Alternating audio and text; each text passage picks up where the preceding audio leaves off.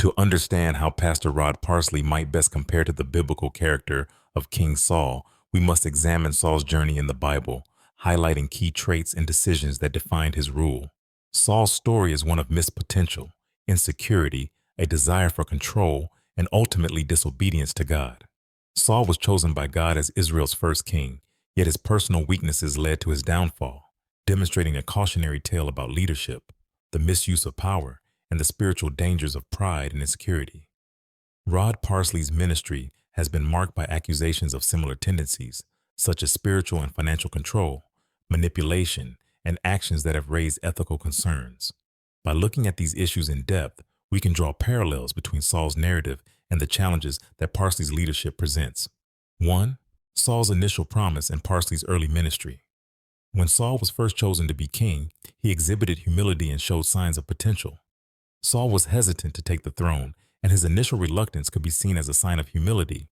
1 Samuel 10:22.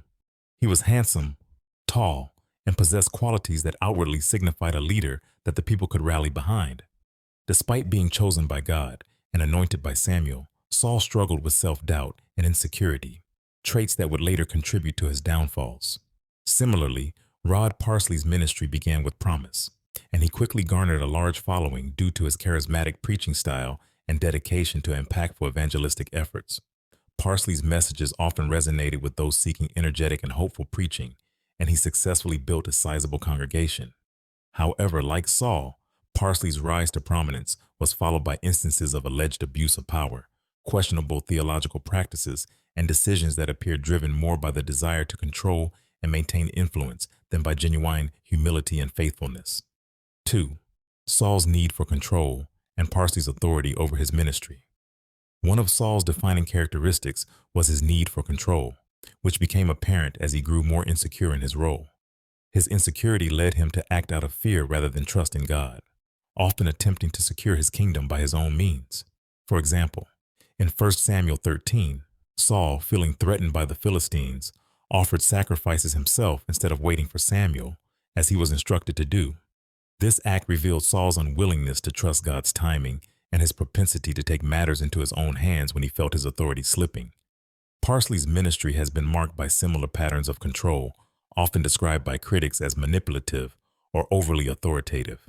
Reports from former congregants and staff suggest that he demands loyalty and, in some cases, enforces compliance in ways that have driven some to feel spiritually controlled or pressured. Like Saul, who was unwilling to wait for Samuel's guidance, Parsley appears to rely heavily on his own decisions, often elevating his own interpretation and vision over collective counsel or accountability. In a ministry context, this can become problematic, as it may limit the growth and independence of church members who feel constrained under his leadership. 3. Saul's disobedience and Parsley's questionable ethical decisions. A defining moment in Saul's story is his disobedience in 1 Samuel 15, when he failed to fully carry out God's command to destroy the Amalekites and their possessions. Saul spared King Agag and the best of the livestock, claiming he intended to sacrifice them to God. This act of partial obedience was ultimately an act of rebellion, as it prioritized Saul's reasoning over God's clear instruction. As a result, God rejected Saul as king, and Samuel confronted him, stating, "To obey is better than sacrifice." 1 Samuel 15:22. This episode mirrors some ethical controversies surrounding Parsley's ministry, particularly in the area of financial and moral integrity. Parsley has faced accusations of misusing donations, making extravagant demands on his followers to contribute financially, and directing funds toward his personal or organizational interests rather than transparent or charitable causes. Much like Saul's act of disobedience, Parsley's alleged actions suggest a willingness to prioritize his ministry's growth or personal gain over strict adherence to biblical ethics, particularly in the area of stewardship and accountability. In Saul's case, this partial obedience demonstrated a deeper issue: Saul's inability to fully surrender to God's authority.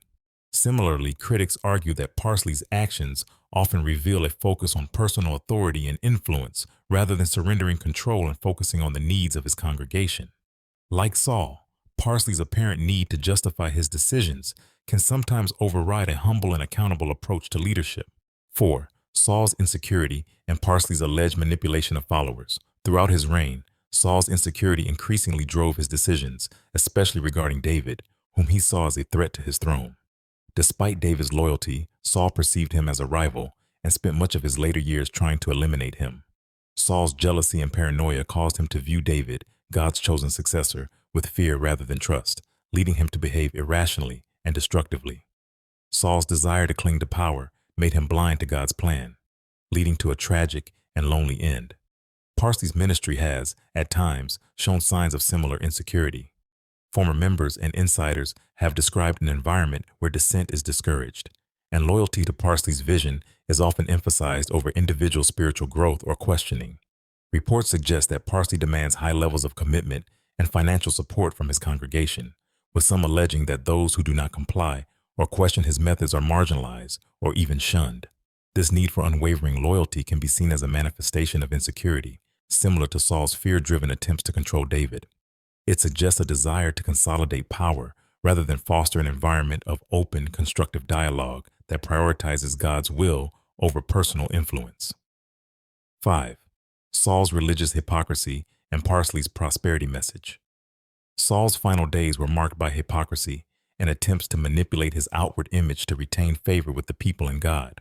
Despite his repeated disobedience, Saul continued to seek God's favor superficially, resorting to desperate measures like consulting the medium of Endor when God did not answer him.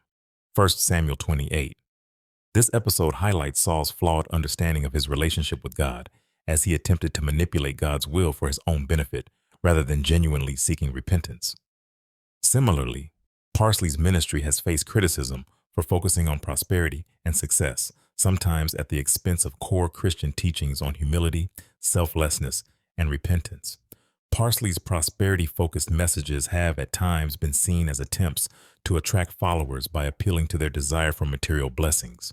Much like Saul, who believed that superficial actions could secure God's favor, Parsley's prosperity teachings may reflect a similar theological misunderstanding that equates God's blessing with financial gain. This message can risk leading congregants into a faith that prioritizes materialism and self-interest over self-sacrifice and obedience. 6. Saul's downfall and the potential consequences for Parsley. Saul's reign ultimately ended in tragedy. His inability to obey God, his need for control, and his insecurity led to his rejection as king and his eventual death in battle. Saul's story serves as a warning about the dangers of unchecked pride, disobedience, and reliance on one's own strength rather than trusting in God. Saul's failure to fully surrender to God's authority resulted in a life of turmoil, rejection, and loneliness. Parsley's ministry, in some ways, shows signs of similar consequences. Allegations of financial impropriety, manipulative control over congregants, and ethical breaches have eroded the trust of many former members and observers. If these patterns continue, Parsley risks facing further alienation from the broader Christian community and a possible decline in his influence.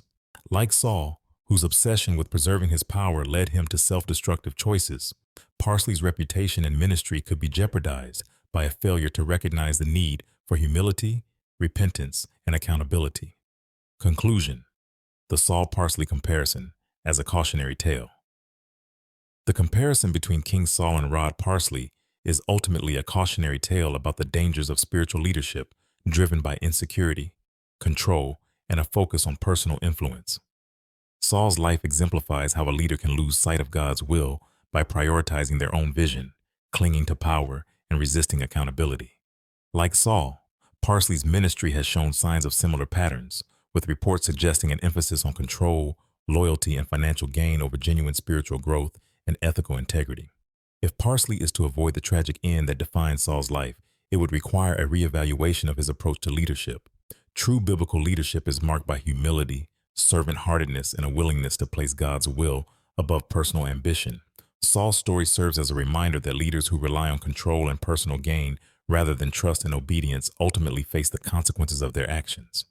For Parsley, reflecting on these lessons from Saul's life could lead to a healthier, more accountable ministry that prioritizes God's values over self-preservation and control.